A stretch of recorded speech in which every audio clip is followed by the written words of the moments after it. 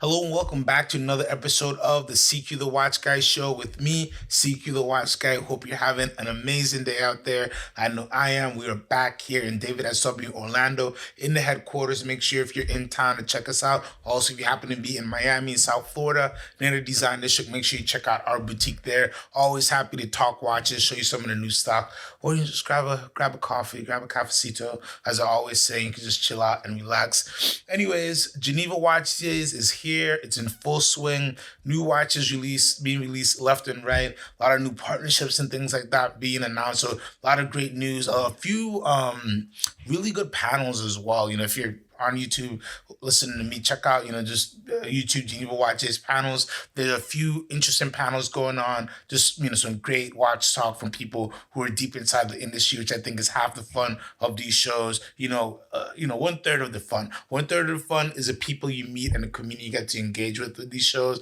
Second part is all the great new watches that get released. And third part has to be interacting or hearing from industry leaders, people who are involved in the day-to-day of these many different brands, and actually being able to hear from them, hear their thoughts. If you're a fan of the industry and just, how the sausage is made, as it say. Anyways, I want to talk about two of my favorite releases so far. There are quite a few, but two that one is a little bit more polarizing than the other. Both of them very, very colorful. But let's start off with the Moser and the Moser & C and Studio Underdog collaboration watches, which is the passion fruit limited edition set of Moser & C perpetual calendar with an amazing, this is a beautiful passion fruit dial, but it's a hammered enamel dial like they did on a couple other pieces. We just had the green one, which is amazing.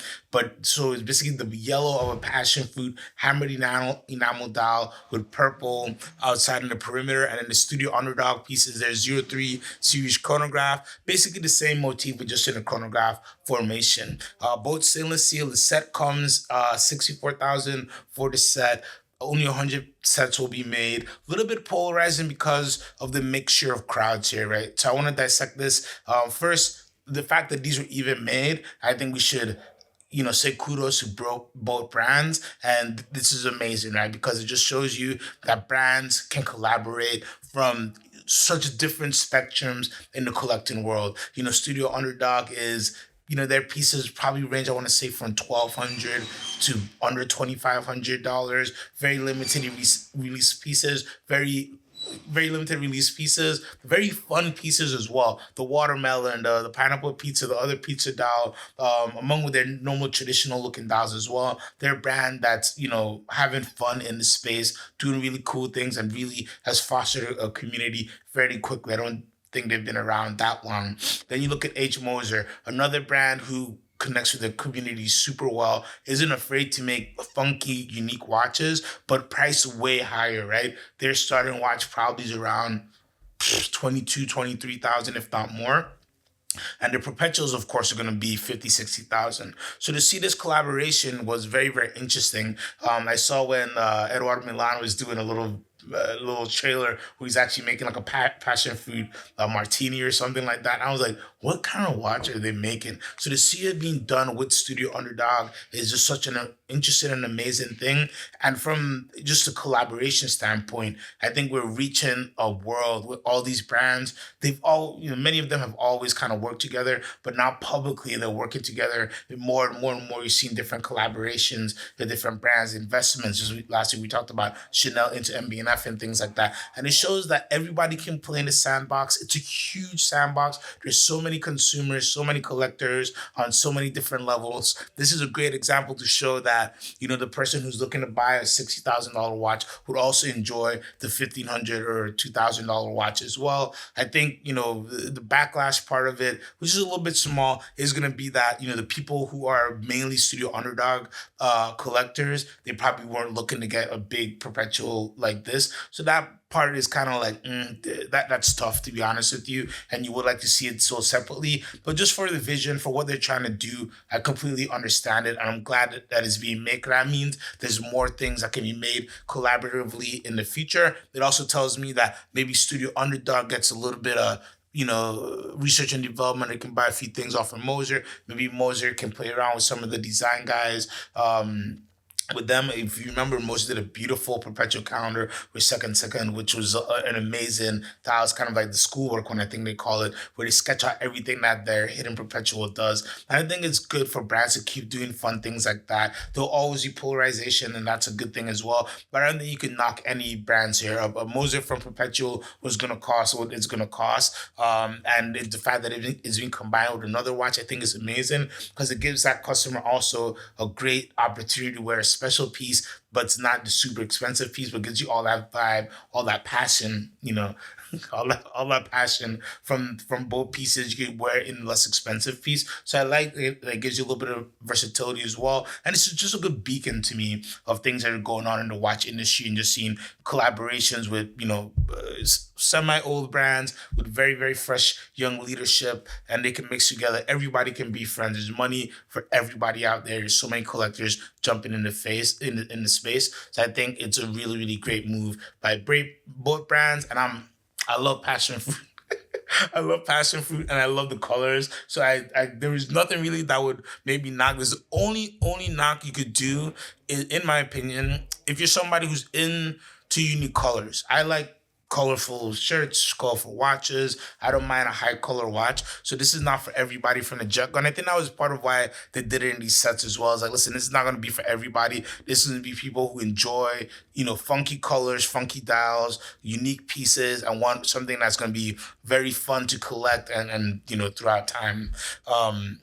The only knock that I'd have is on the Moser Perpetual. It would have been lovely to see the date wheel in that same hue of purple. I think that would have been a great thing to happen. I also know that date wheels and things like that can be a little bit of a challenge, but I think beyond that, really not no negatives for me. I'm a big fan of this perpetual. It's one of my favorite. I just like the fact that it's a hidden perpetual, and I'm a big fan of Studio Underdog as well. So I think kudos to both brands, and awesome to see again this collaboration in the space. This is what we want. We want brands to be working together because at the end of the day, we get products that we love, just like this. Products that we love. Now, depending which side of the fence you are, you might say, I wish it was a separate set. But little things like that we can fight about. But I'm glad that we're having to fight because the watches actually exist versus, Geneva watches with nothing like this existing. I think it's fun to even have this to comment about. Next up, another brand that I'm a big fan of and I had to talk about because I think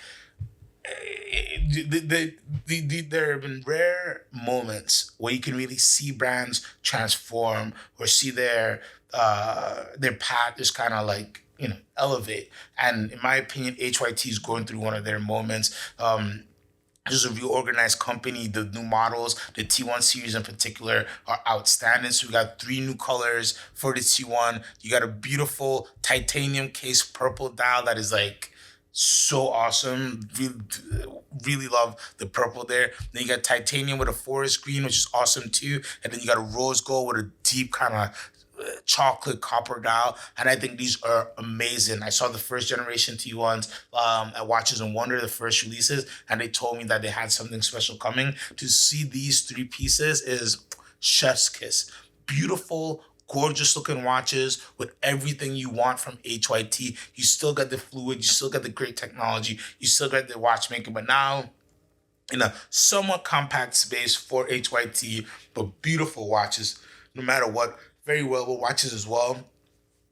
I think if you're somebody who loves these type of watches, hard pressed to find any negatives about them. You know me, I might say something about the strap, but these guys always do extra straps now as well. So amazing, amazing. And going back to what I first said about seeing brands transform, I've been very fortunate in the past 12 years doing this to see many brands turn from brands that people didn't care about, brands that are traded well below retail, that find their footing, the market conditions become right, and now they're the brands that people are on wait lists for years, almost decades to get. So independents are still enjoying this great renaissance and revolution, I would say. And HYT is a brand I look at that in the beginning, you just love the technology. You love what was going on there. They're conquering fluid, but maybe the format wasn't right for everybody. Maybe somebody like myself with a bigger wrist could pull off some of those big pieces. I still think 8 zeros right now, you can pick them up at such a great deal.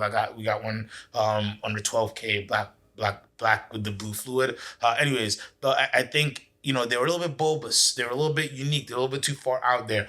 Now with the T1s, such a wearable watch. It's very, very beautiful, very, very simple and aesthetic, and you can see what time it is. You know what's going on. You don't have to really focus too much on where everything's at. The layout, the aesthetic to me has been perfected, and all they're gonna need a few celebrities wearing these, few athletes wearing these, and then rocket ship.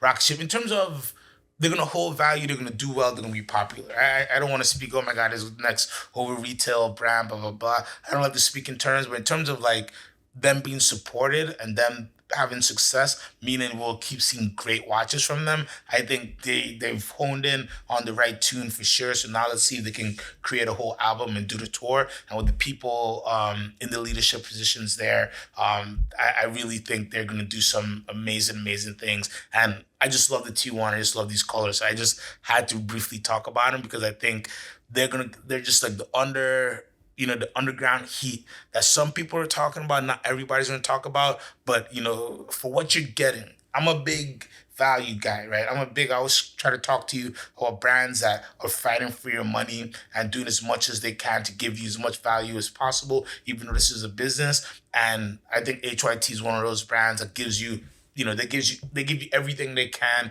every time, and they're really, really excellent pieces. So kudos to them on their new T1 line. That purple has my name on it. I gotta find some scratch. I gotta find some scratch for that purple because that thing is all I've ever wanted in a HYT.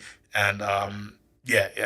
I'm a fan. I'm a fan, as you can tell. We have many more great Geneva Watch Day releases. I'll talk to you a little bit more about them on our next episode, just because there's so much, we don't have all the time. Anyways, let's get into the watches of the week. For this week, I got 3 pieces. No real theme here. I just went in the safe and said, what looks cool? And let's get it started with this Yachtmaster 37 millimeter rhodium dial with that beautiful sky blue accents on the second hand and the Yachtmaster font. I just, I'm keeping the theme of having a his and hers, a unisex watch at the beginning. So I think the 37 mil Yachtmaster is perfect because ladies can wear it very well. Gentlemen can still pull it off depending on your size, but a great, great piece that just looks amazing. It's just, what I like about Yachtmasters is, somebody once told me a Yachtmaster is just a luxury sub. And like, it's so true because this is just a Submariner just luxed up with that platinum bezel, that rhodium dial, a great looking piece that you could do anything you ever wanted with. But again, it's still a looker at the end of the day. So Yachtmaster 37 full set from July 2021. That one we have for $13,375. And then we have this beautiful, and not a piece that I see coming all the time. This is a Cartier Santos de Cartier. Now this is a blue PVD bezel. And they did such a really nice job on this bezel. And it's one where pictures don't really do it justice because the blue is a nice deep metallic blue that plays with the light so interestingly. That goes into the silver dial really well because you have blue numerals and hands on the dial too. But I love that it's just a bezel. So it just gives you a little bit of a twist, a little bit of a change up in contrast and color on the bezel. But everything else is classic Cartier aesthetics, of course, with the bracelet, with the screws and everything you come to love from a Santos. But I think if you're looking for Cartier, you've been looking for a Santos, or you want something that's a little bit more unique, but you don't want to do green dial, you don't want to do the brown dial, which you have as well. You want that silver dial, but something a little bit more up, a little more with pizzazz. Check out this piece with the blue PVD bezel. Really, really cool, fun looking watch, but it's a nice classy Cartier at the end of the day. That one, full set, August 2022, $73.75. Really good price on that. And this last, but certainly not least, 6119R by Patek Philippe. I just love these watches. Weirdly enough, I really enjoyed the previous versions of 5119, which, a lot of people would say is the grandpa's watch, old guy's watch. But something about the classic looks, the timeless aesthetic about that watch, I really fell in love with. It's so interesting that I would, even the 5960 is kind of my favorite Patek, especially when I started the game. But something about the 5119 being clean and classy, I love. Then we got the 6119. And my heart exploded into passion. And let's go out to passion fruit. Because with the 6119, you got a little bit of a bigger watch. You got a beautiful use of the format. And then the hobnail bezel was expanded because you had a little bit of a bigger case. And I fell in love all over again because it is the perfected gentleman's dress watch. The rose gold with the silvery white dial is perfect in any scenario. Looks great on his brown chocolate shop. I put a camel shop on this. I put a green shop on this. I'd put like a deep blue, bright blue on this. You can have a lot of fun with this. The white gold version we talked about a lot before, the 6119G, and that is amazing as well. But the rose gold gives you extra different twists, especially you want a little bit of gold in your collection when not something that's going to be overpowering. I think the 6119 is definitely an underrated piece to check out just because, again, it's an entry level Patek, so it makes you think, this maybe not gonna give me the oomph that I want. But when you see one in person, this is a perfected gentleman's watch from Patek Philippe, and it's just a joy to hold one every time. And I think it's executed in the most perfect way, and there's no fault I could find with these watches. Every time I see them, I'm just super attracted. So if you're looking for something on the classy side, but still gives you a little bit of juice, if that makes sense. Check out the 6119R. That one is full set from November 2021, and a good price on this, 28,575, excellent condition. Guys, I want to thank you so much for tuning in. Talk to you next week. You know what to do. Buy what you love.